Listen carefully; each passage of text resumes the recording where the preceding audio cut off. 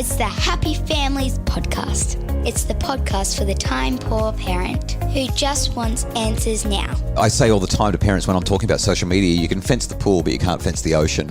The difficulty, of course, is that putting a swimming pool fence around your swimming pool will only protect your children while they're at your swimming pool. Therefore, they can get themselves into trouble. You've got to teach them to swim. And now here's the stars of our show, my mum and dad. Hello, this is Dr. Justin Coulson, the founder of happyfamilies.com.au. I'm here with Kylie, my wife and mum to our 6 kids. Kylie, it's Monday. We're supposed to be excited about a new week. How excited are you? I am actually excited. We're Really? getting closer and closer to school holidays, and I'm on the countdown. Yeah, fair call. Woohoo! Okay, we need to have a conversation about something quite serious today. We are going to talk about social media. This is in the wake of, a week and a half ago, some private Sydney schoolboys from one of the more elite schools in the northern suburbs of Sydney were sprung with a whole lot of just breathtakingly, horrendously, awfully, rottenly bad, appalling, abysmal, disgraceful, scandalous content online. Some have Tell been. us how you really feel about it, huh?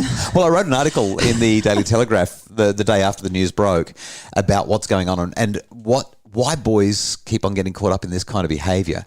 But there's a conversation that needs to be had, because if you're a parent and you've got kids who are of social media usage age or are begging for it, even though they're not quite old enough yet, we need to know how to keep our kids safe and keep them away from this kind of just rubbish, junk, horrible stuff. I mean, it's just awful. So that's what I want to talk about today in the podcast.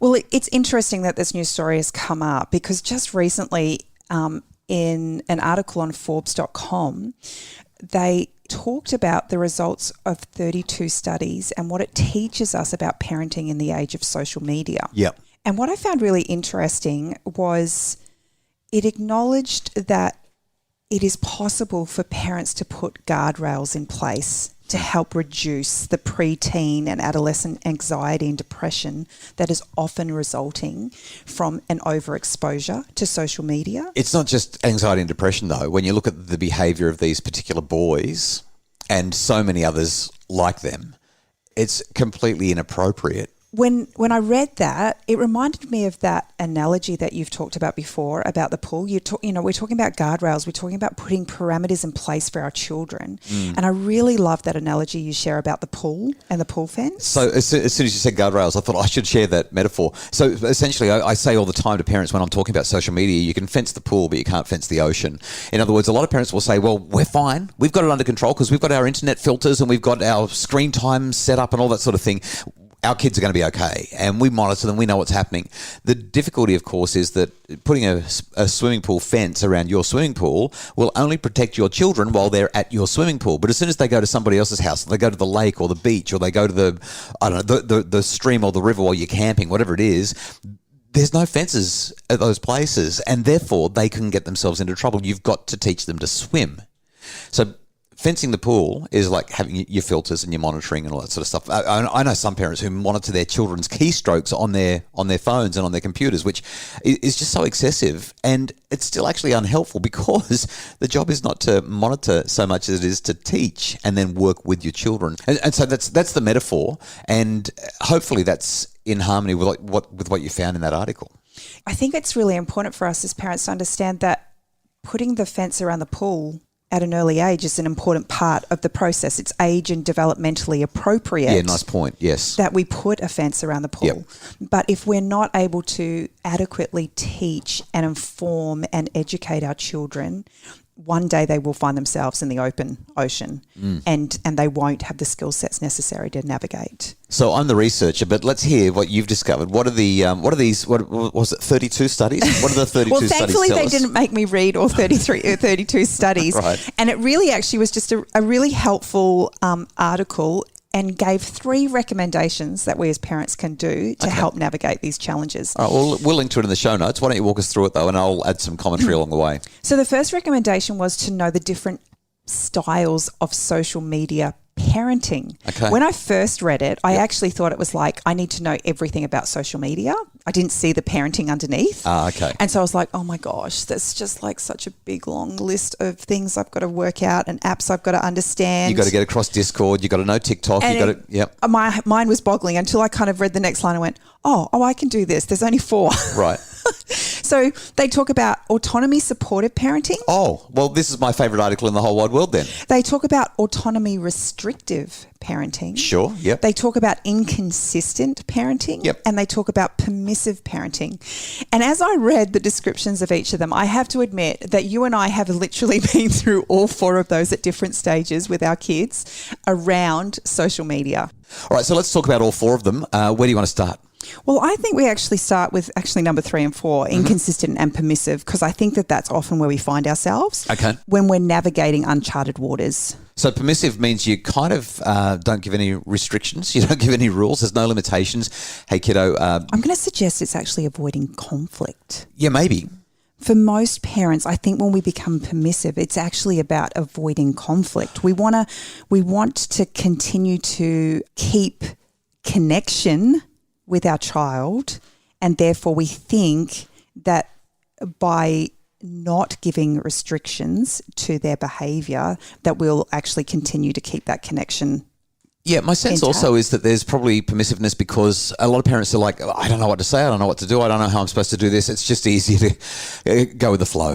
Well, they don't even know what's really bad. Yeah, right? or even what's going on. So permissiveness is just avoiding the conversations, avoiding the limits, avoiding the boundaries and letting the kids figure it out for themselves.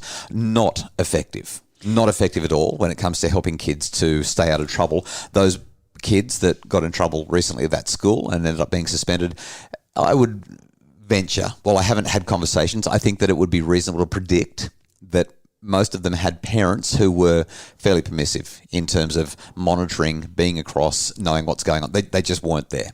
They were absent.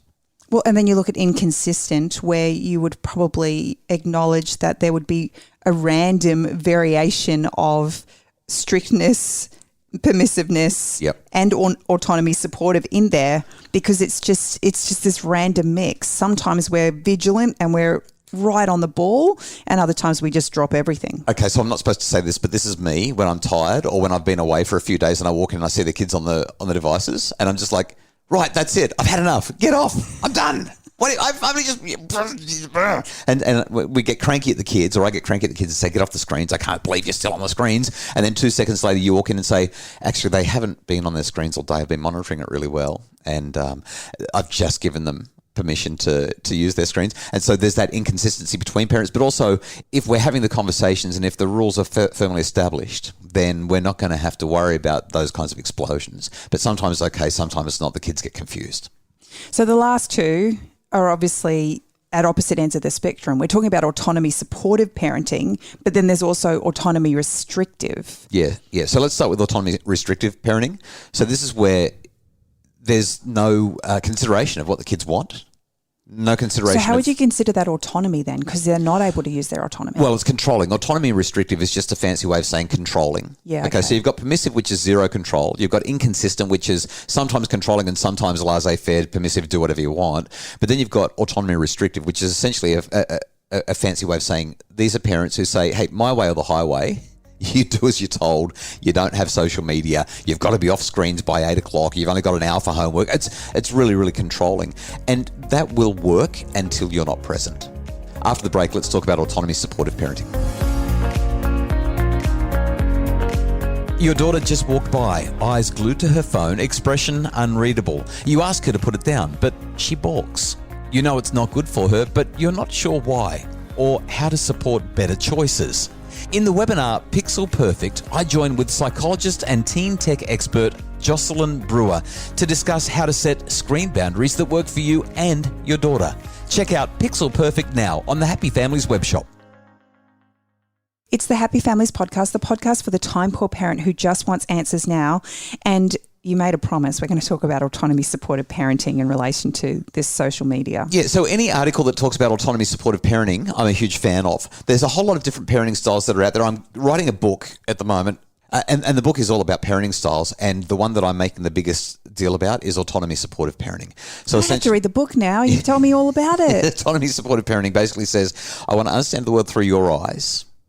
I want you to have a voice in determining the direction, but I'm going to be present and involved and work with you on creating appropriate structures so that you can be safe and healthy and make wise decisions. Autonomy supportive parenting basically says, let's collaborate. Let's figure this out together, because I'm the parent and I know stuff you don't, and I've got a duty to help you to be safe. But to the extent that I can, I'm going to give you as much flexibility in determining the rules as I possibly can while we work it out and talk it through. That's autonomy supportive parenting. It's vastly superior to all the other styles, and it's also much harder. So I literally just had one of these social media conversations with one of our children the other day. She is in her first year of high school, and she is feeling extremely hard done by, because in her mind, she is the only child in the world who doesn't have a mobile phone at her age. And so she actually wrote me a letter and was very articulate about how unkind I was being to her in relation to this, because she felt really left out. I'm so glad that I wasn't part of this.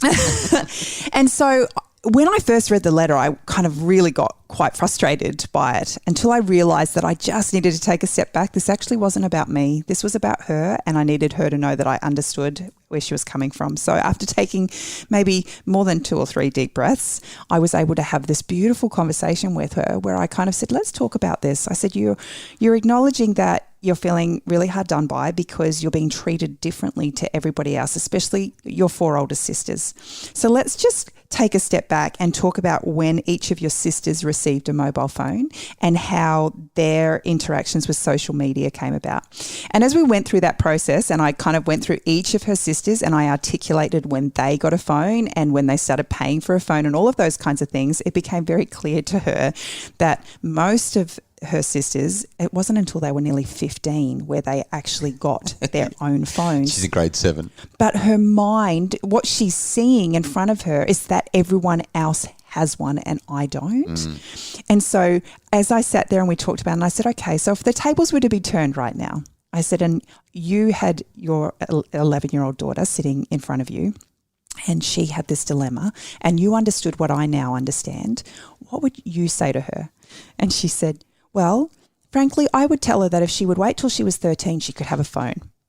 So we've got a 13th birthday coming up in about 9 months. Yeah, you've said that she's 11. Oh, she's 12. Yes, yeah, you're struggling with that, but we know what you're saying. In the next 12 months, she's going to have a 13th birthday. And so I said to her, so are you suggesting that you would be willing to wait till you're 13? And she said, uh-huh. And I said, okay. Well, we can definitely have a conversation about that. And we left the conversation with her feeling heard, her feeling valued, and her feeling seen. I left her with hope that we could continue the conversation in the future. 3 things: involvement, structure, autonomy support. That's what you're doing as you guided her through the discussion, and that's why it didn't end up in a tremendous war. So autonomy supportive parenting is definitely the best way to go when it comes to the kids and their apps and their usage of devices and being involved in their lives. Are we involved? Are we setting up structures that we can all comply with so that the kids know what's safe, what's healthy, what's not, and they buy into it because they're the ones who are making the choice? That's recommendation number 1. Get your autonomy supportive parenting style on, baby. Number 2 and 3 are actually quite short. Yep. It's just they're suggesting that a stricter approach may be better. Yeah, I agree with that wholeheartedly. This sounds like a really good article. Well, they just kind of suggested that the more active approaches lead to better outcomes, and that it means parents use active mediation. So Right. the conversation I had with our 12-year-old, I get it right this time, Yeah, well done. is an ongoing conversation. It's not a one-off. And for the time poor parent, it may feel like it's a little bit exhausting. Yep. But the outcomes are so much more superior. So long than as it's a anything we've collaborative had. conversation. So there was a study that was published a few years ago in Frontiers in Psychology, and that found that the more restrictive you are on social media, the more likely it is that your kids are going to show up with some sort of, I'm going to use the word addiction quite loosely here, some sort of a social media addiction. And that's because force creates resistance. And when you're being really authoritarian and really full on, that works against you. But permissiveness will do the same thing as well. So it really is about being actively involved in the conversations, monitoring what's going on, having regular interaction with your kids about it. The more that you do that, the more you can set those boundaries together. And I totally agree. Be strict. Kids, you can't use it until you're at least 13. Social media, that's the rules, 13 plus. We want to minimize your access to it. We want to be monitoring. We want to make sure you're only friends with people that you know, that you're only following people that you know. We need to keep you safe. Delay, and safety, safety, safety. And the last one was to stay informed. We need to we need to be involved with the technology. We need to understand how it works, and be able to offer guidance. Which really sucks. So I was looking at an app the other day called Be Real. It's the latest thing that everyone's going on about. It's kind of like this. It's like Instagram, except it's real. There's no filters. You get a message. I think it's once a day. Once a day you get a message, and you have to take a photo and post it to the app. And it's a bi-directional photo. So you know how phones have got a front camera and a back camera? So you hold it up, you take a photo of yourself, and it also takes a photo of what's happening in front of you. So it's a selfie plus a view of what's happening in front of you. And the idea is it's being real because it's saying, well, here's where I am and here's what I'm doing and here's what my life is. I mean, I can't think of anything more stupid. And yet as parents, we need to stay across the apps. We've got to stay across TikTok. And I don't want to drag my brain through the gutter of TikTok so that I can know what my kids are doing. And Instagram and Snapchat and the list goes on and on. Discord, like how many parents really want to get into Discord and start goofing off in these messaging chats that are just so toxic? But the more we know about social media, the more we can have informed conversations with our kids about what they're doing. When you don't know what Discord is, when you don't know what Be Real is, when you don't know what TikTok is, when you, let's go back 10 years, when you didn't know what Snapchat was, you can't have a conversation with the kids about it other than say, oh, I don't like the sound of that. And the kids don't care because they know that you don't know.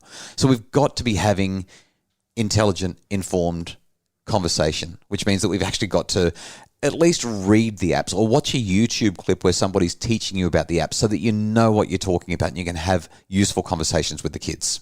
So I guess in wrapping up, the three clear points are autonomy, supportive parenting is going to 100% allow you to have better communication with your kids as you collaborate together. And while it might take a little bit more extra time, your relationship is going to flourish as a result. Yep. Number two is that a stricter approach may be better. Yep.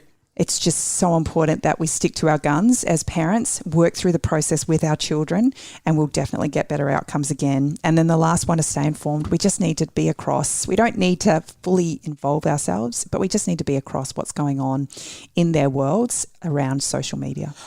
I'm going to make one final point. Social media can be a paradise, but can also be a sewer. And as parents, we've got to be able to have those conversations with our kids from a young age because they want to be there, their friends are there, and they need to know that we're across it and that we're involved and that we care about them. So we really hope that this podcast episode today has been helpful as you navigate parenting in the age of social media.